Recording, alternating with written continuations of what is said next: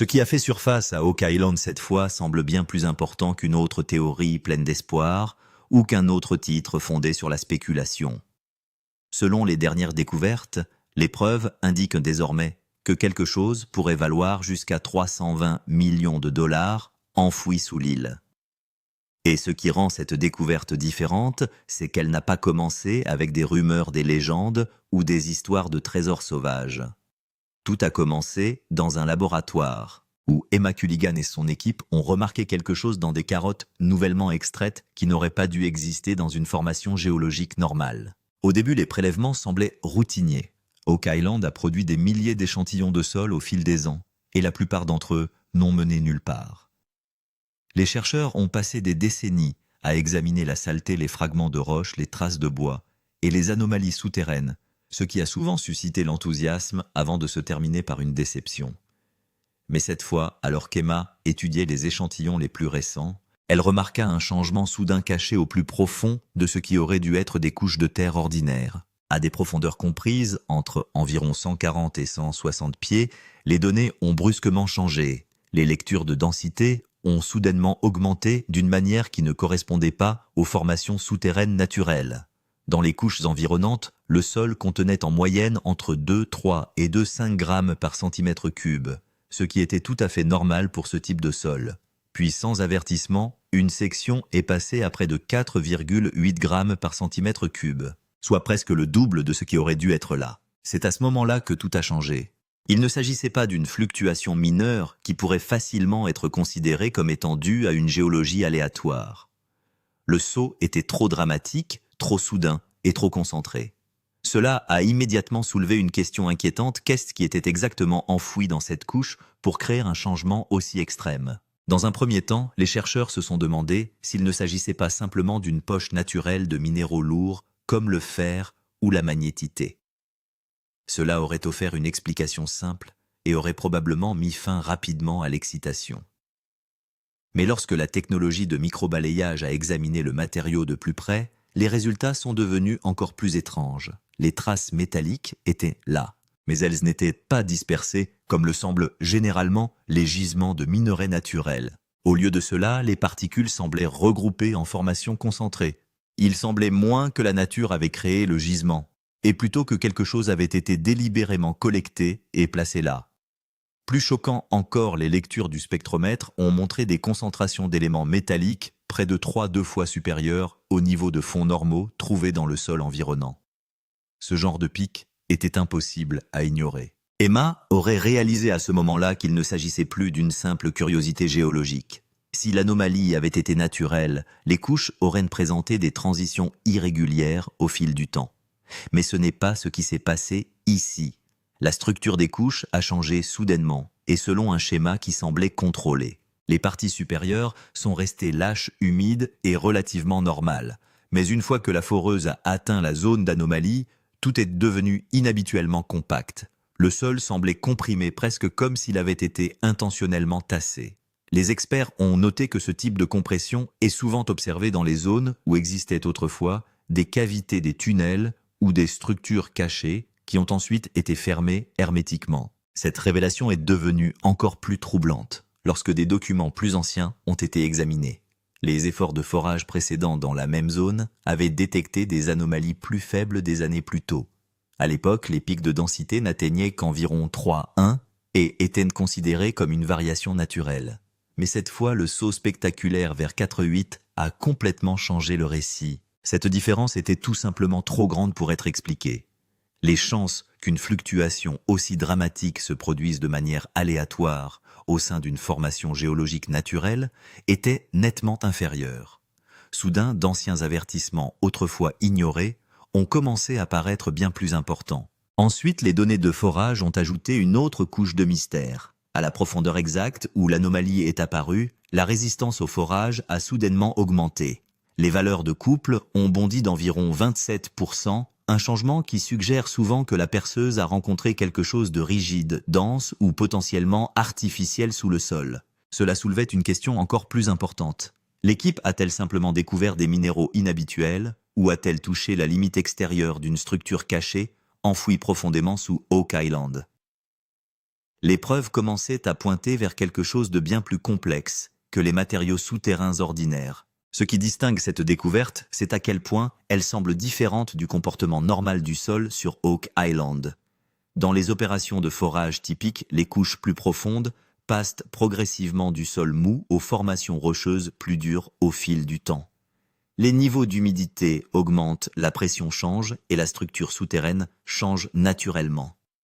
Ce processus a tendance à se dérouler lentement et de manière prévisible. Mais cette fois, la transition a été soudaine et agressive. Pendant les 120 premiers pieds, tout semblait tout à fait normal. Les couches d'argile sont apparues exactement là où elles étaient attendues. De légères formations rocheuses ont suivi. Les niveaux d'humidité sont restés constants. Puis, à environ 142 pieds, les journaux de forage ont enregistré une forte anomalie. Les niveaux de couple qui étaient de rester stables ont soudainement augmenté d'environ 18%. Ce type de réaction se produit généralement lorsque l'équipement de forage heurte quelque chose de beaucoup plus dense que le matériau environnant. Au moment où la foreuse a atteint près de 150 pieds, le comportement souterrain a complètement changé. Le sol meuble s'est soudainement transformé en un matériau extrêmement compact et inhabituellement uniforme. Les enregistrements de densité ont confirmé ce que les opérateurs ressentaient déjà sous terre. Alors que la densité moyenne était restée autour de 2,4 grammes par centimètre cube jusqu'à environ 130 pieds, elle a soudainement grimpé à 4,2 puis même plus dans certaines sections. Les géologues ont noté que de tels changements brusques sont extrêmement rares dans les formations naturelles. Normalement, ces transitions se font progressivement sur de longues distances. Plus surprenant encore, les zones de fouilles historiques sur Oak Island n'avaient jamais produit un tel schéma. Les archives de fouilles plus anciennes montraient des transitions souterraines beaucoup plus graduelles à des profondeurs similaires. Cette nouvelle anomalie apparaissait brusque, organisée et étrangement systématique. Les capteurs de pression de l'eau ont ajouté un autre indice majeur. À cette profondeur, l'infiltration d'eau augmente généralement à mesure que les canaux souterrains deviennent plus actifs. Mais à cet endroit, le débit d'eau a été enregistré près de 11% inférieur aux prévisions. Cela suggérait que les matériaux environnants étaient si étroitement compactés que même le mouvement naturel de l'eau était restreint. Ce type de scellement est souvent associé à des couches compactées artificiellement plutôt qu'à des couches formées naturellement. Ensuite, des carottes prélevées à environ 152 pieds de profondeur ont révélé quelque chose d'encore plus étrange. L'orientation des particules de sol n'était pas aléatoire comme on s'y attendrait normalement. Au lieu de cela, les particules semblaient alignées dans des formations comprimées. Les experts ont expliqué que ce phénomène se produit souvent lorsqu'une cavité est délibérément remplie et stabilisée. En termes simples, il semblait que quelque chose avait pu exister là-bas en premier, puis que quelqu'un l'ait intentionnellement scellé. C'est pourquoi cette découverte semble si importante. Il ne s'agit plus seulement d'une lecture étrange. Ce sont de multiples anomalies apparaissant à la même profondeur et se renforçant les unes les autres. Un pic de densité, un débit d'eau, réduit un compactage anormal et des traces métalliques groupées indiquent tous quelque chose de très inhabituel. Pendant des générations, les gens ont cru que quelque chose de précieux était délibérément enterré sous Oak Island et protégé par des couches techniques destinées à le cacher. Pendant des années, cette théorie a vécu principalement dans des histoires et des spéculations. Aujourd'hui, pour la première fois, des données scientifiques mesurables semblent étayer cette possibilité. La zone comprise entre 140 et 160 pieds pourrait maintenant représenter l'une des profondeurs les plus importantes jamais étudiées sur l'île. Cela ressemble au point où la géologie naturelle se termine et où commence quelque chose de bien plus délibéré. Et si cette interprétation s'avère correcte, cela pourrait devenir l'une des plus grandes avancées de l'histoire de Oak Island. Puis vint l'analyse en laboratoire qui stupéfia encore davantage l'équipe. Les métaux traces sont courants dans de nombreuses fouilles et trouver de petites quantités de fer ou de cuivre ne signifie généralement pas grand-chose. Mais cette fois, les concentrations ont dépassé de loin les attentes normales. Alors que le sol environnant contenait généralement des traces d'éléments lourds entre 0,8 et 1,2%, cet échantillon particulier atteignait près de 3,9%. C'était presque 4 fois plus élevé que les niveaux de fond normaux. Et soudain, l'idée d'un trésor enfoui d'une valeur de 320 millions de dollars ne ressemblait plus à un fantasme. Elle commençait à ressembler à une possibilité, attendant d'être prouvés. Au début, on pensait que cela pourrait indiquer un gisement naturel. Mais lorsque l'analyse des modèles a été effectuée, la différence est devenue évidente. Les minerais naturels contiennent des éléments métalliques dispersés, plus à certains endroits, moins à d'autres. Mais ici, les lectures étaient regroupées. Autrement dit, certaines poches présentaient des concentrations métalliques très élevées, alors que le sol environnant présentait des niveaux normaux. C'était comme si quelque chose avait été collecté et stocké dans un endroit particulier. Une analyse spectrographique a encore renforcé ces soupçons. Elle a révélé des signes de particules métalliques de haute densité, dont la répartition en masse ne correspondait pas à la structure géologique environnante. Les gisements de minerais naturels ont une taille et une distribution de particules irrégulières, mais ici, la taille et l'espacement des particules étaient relativement uniformes. Cette variation n'était pas minime. 4 sections sur 6 de la grille d'échantillonnage ont enregistré un indice de masse métallique allant jusqu'à 4,5, tandis que les autres étaient inférieurs à 1,1. La question se pose maintenant, qu'est-ce que cela peut signifier? S'il s'agissait d'un minerai naturel, sa composition serait liée au modèle géologique environnant. Mais ici, les signaux étaient isolés. Cela suggérait une situation dans laquelle une structure ou un conteneur enterré pourrait exister en dessous, contenant des matériaux métalliques. L'équipe a également exécuté un modèle d'évaluation hypothétique. Si ce modèle de concentration persiste sur une superficie de 20 pieds sur 20 pieds, et que les lectures de densité s'avèrent correctes, le poids total du matériau métallique potentiel pourrait varier de 8 à 12 tonnes. Désormais, s'il contenait ne serait-ce que 5% d'un composant métallique précieux tel que de l'or, ou un alliage historiquement suspecté, sa valeur estimée pourrait se situer entre 220 et 320 millions de dollars. Le plus gros indice était que le motif n'était pas aléatoire. S'il s'agissait simplement d'un minéral mélangé au sol, les lectures auraient été réparties à différentes profondeurs. Mais ici, la pointe métallique était concentrée dans une zone limitée, comme si quelque chose avait été systématiquement placé en dessous. Et au fil du temps, ces particules s'étaient infiltrées dans les couches environnantes. C'est à ce moment-là que la découverte semble passer d'une simple possibilité à une structure, car la nature est souvent aléatoire. Mais ici, il y avait une étrange discipline dans les données, comme s'il existait en dessous quelque chose d'organisé et non aléatoire. L'histoire d'Oak Island a toujours été divisée en 2 parties, les histoires anciennes d'un côté et les données de fouilles modernes de l'autre. Pendant des siècles, les gens ont parlé d'un gouffre financier d'un endroit où quelque chose était caché sous des couches de terre. Mais pendant longtemps, cela a été considéré comme une simple histoire. De nouvelles données sont désormais apparues et pour la première fois, on commençait à relier ces histoires à des signaux mesurables. Lors de l'analyse récente de couches comprises entre 140 et 160 pieds, l'équipe les a comparées aux journaux de forage historiques. Des enregistrements plus anciens, en particulier des rapports de forage des années 1960 et 1990, mentionnent également un comportement inhabituel des couches dans cette même plage de profondeur. À l'époque, on l'appelait une zone de résistance semblable à du bois, mais elle a été ignorée en raison du manque de preuves concrètes. Maintenant que de nouveaux forages ont révélé un pic de densité et des signatures métalliques entre 148 et 155 pieds, l'équipe a revisité les anciennes diagraphies. Étonnamment, les anciens puits de forage ont également montré une augmentation de 20% de la résistance au couple autour de 150 pieds, exactement le même schéma observé cette fois-ci. Une similitude encore plus intrigante concerne l'alignement du gouffre financier. D'anciennes cartes suggéraient une couche d'environ 150 pieds qui aurait pu être délibérément créée pour protéger la structure sous-jacente. Selon la cartographie GPS moderne et les analyses souterraines, la nouvelle zone d'anomalie se situe dans la même ligne d'alignement imaginaire prédite il y a des années. Même si ce n'est qu'une coïncidence, c'est tout à fait exact car la plage de profondeur mentionnée dans les croquis historiques entre 145 et 155 pieds est désormais également révélée dans les enregistrements de données. Et lorsque les données sur la concentration métallique ont été combinées à cet alignement, l'histoire est devenue encore plus forte. La zone d'échantillonnage a enregistré une trace de métaux lourds allant jusqu'à 3,9%, nettement supérieure à la moyenne de 1% du sol environnant. Si cette concentration se poursuit dans les couches inférieures, le contenu métallique estimé pourrait avoir une valeur potentielle de 200 à 320 millions de dollars.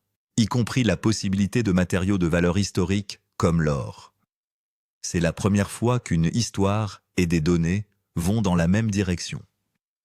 Alors que le gouffre financier était auparavant considéré comme un mythe, les signaux de profondeur qui y sont associés se reflètent désormais dans les mesures réelles. La question se pose alors, s'agit-il simplement d'un écho d'histoire ancienne? Ou est-ce le moment où le mythe se transforme pour la première fois en réalité mesurable? Car lorsque les estimations historiques et les capteurs modernes se rencontrent à la même profondeur, la probabilité d'une coïncidence diminue progressivement. Les signaux apparus jusqu'à présent, pics de densité, traces métalliques, alignements en profondeur, indiquaient tous une histoire différente. Mais lorsque l'équipe a examiné de plus près les carottes, à environ 150 pieds, une nouvelle théorie a émergé, la théorie de la structure cachée. Cette fois, il ne s'agissait pas seulement d'argile lourde ou de minéraux, mais de poches de densité uniforme. Habituellement, les changements de densité sous terre sont aléatoires, parfois plus élevés, d'autres plus faibles. Mais cette fois, les lectures entre 148 et 156 pieds étaient étrangement cohérentes. Dans 6 sections sur 9 de la grille d'échantillonnage, la densité est restée stable entre 4,1 et 4,6 grammes par centimètre cube, tandis que dans les couches environnantes, elle variait entre 2,3 et 2,6. Cette différence n'était pas seulement importante, elle était uniforme, ce qui signifie qu'elle ne ressemblait pas à un dépôt naturel. Lorsque les données d'imagerie souterraine ont été superposées, un autre indice est apparu. Dans certaines zones, la densité a soudainement augmenté en ligne droite, comme si elle heurtait une surface plane. Selon les géologues, de telles lectures sont souvent obtenues lorsque la foreuse passe le bord d'un mur ou d'une structure solide. C'est là que s'est posée la question d'un éventuel mur voûté. Car s'il y avait une cavité en dessous, comme une pièce ou un espace protégé, le sol qui l'entoure serait comprimé pour la stabiliser. Et c'est ce que l'on recherchait dans la compression des sols. L'alignement des particules de sol dans l'analyse de la carotte était également différent. Les particules normales du sol sont aléatoires, mais ici, elles ont été comprimées dans une direction comme si elles étaient compactées par une pression externe. L'indice de compression a été enregistré ici à 0,92, alors que dans les couches naturelles, il est généralement inférieur à 0,5. Ce type de compactage se produit souvent là où il y avait autrefois un vide qui a ensuite été rempli et scellé. Par conséquent, la possibilité d'une cavité en dessous ne peut être ignorée.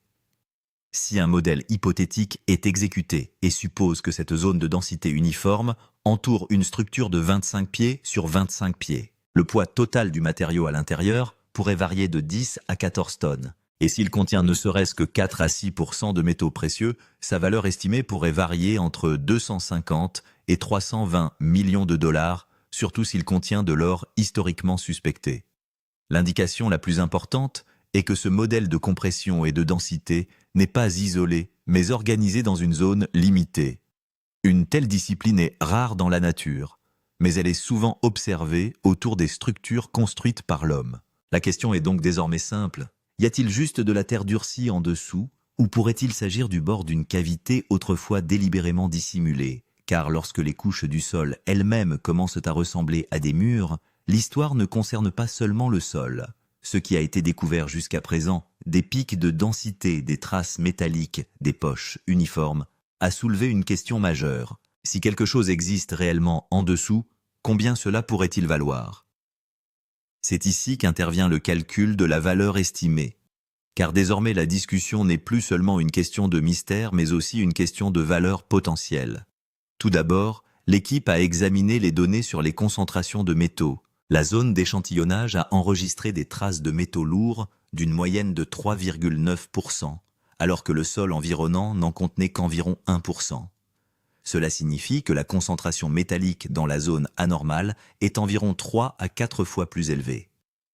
Si cette concentration se poursuit dans les couches inférieures, cela pourrait indiquer un dépôt organisé et non seulement un minéral dispersé. Un modèle de valorisation a ensuite été développé. Supposons que la zone d'anomalie couvre une superficie d'environ 25 pieds sur 25 pieds, une estimation prudente basée sur l'imagerie souterraine. Le poids total de terre et de matière solide dans ce volume pourrait être de l'ordre de 12 à 18 tonnes. Maintenant, la vraie question est dans quelle mesure cela pourrait-il être du métal précieux.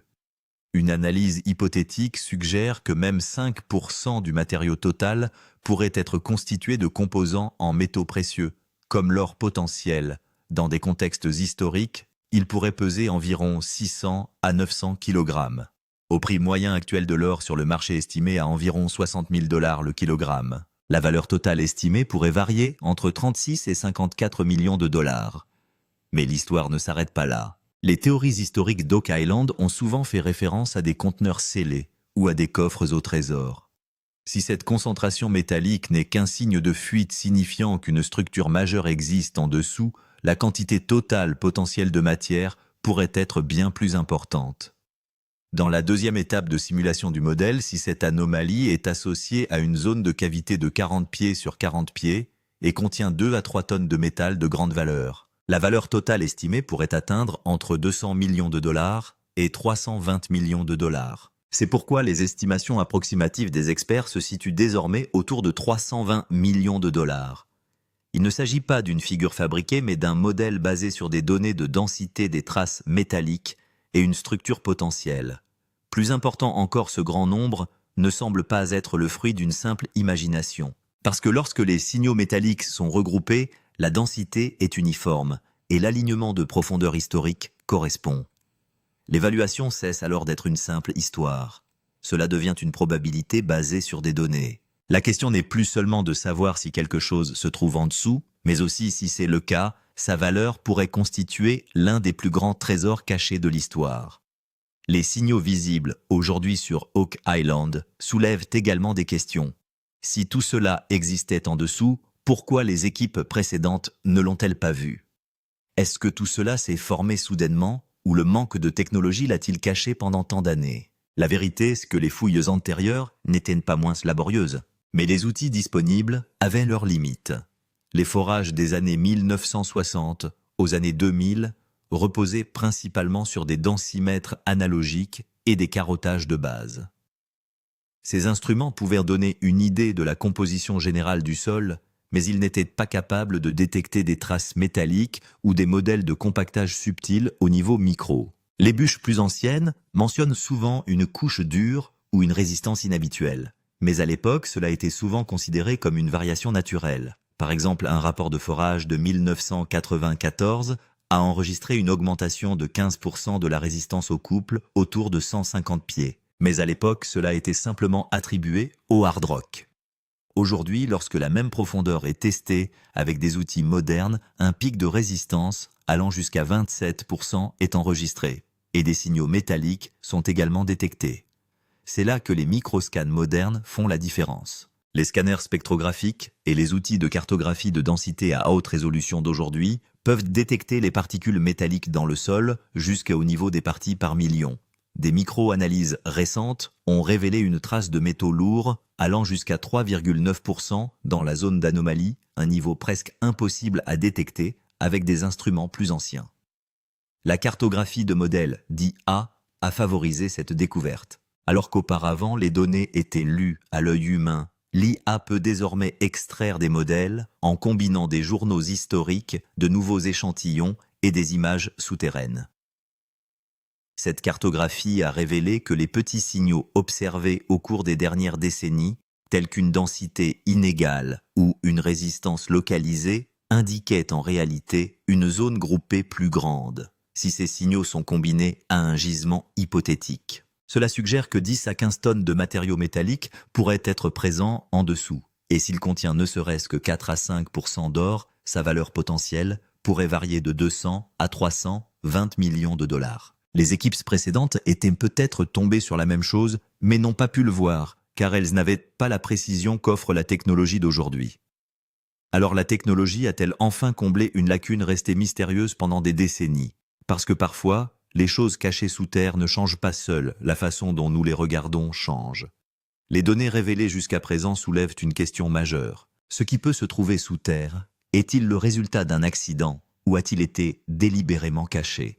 Parce que lorsque l'équipe a soigneusement examiné les 140 à 160 pieds de couches, le séquençage des couches a raconté une histoire différente. Généralement, lors d'effondrements naturels, les couches de sol se déposent de manière aléatoire. Certains étaient lâches, d'autres durs et certains étaient remplis d'eau. Mais ici, la tendance s'est inversée. Les couches supérieures étaient humides et lâches.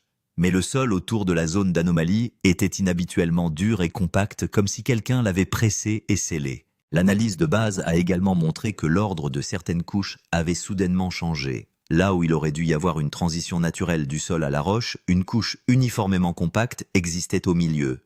Son indice de compression atteint 0,9 alors qu'en cas d'effondrement naturel, il reste généralement inférieur à 0,5.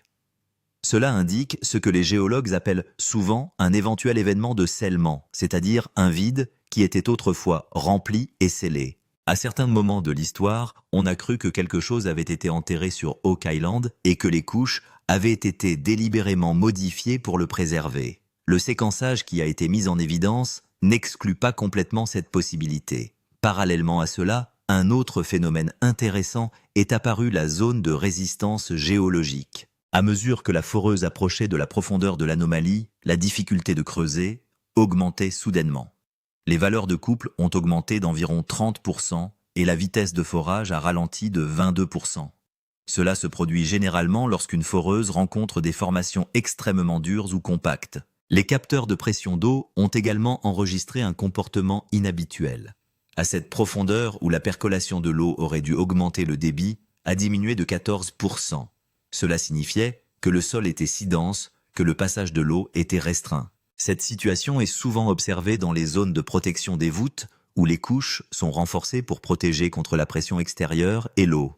Selon une modélisation hypothétique, si cette zone compacte existe autour d'une cavité scellée de 30 pieds sur 30 pieds, le poids total du matériau à l'intérieur pourrait varier de 12 à 16 tonnes, et si même 5% de celui-ci contient de l'or ou d'autres métaux précieux, sa valeur potentielle pourrait atteindre 220 à 320 millions de dollars.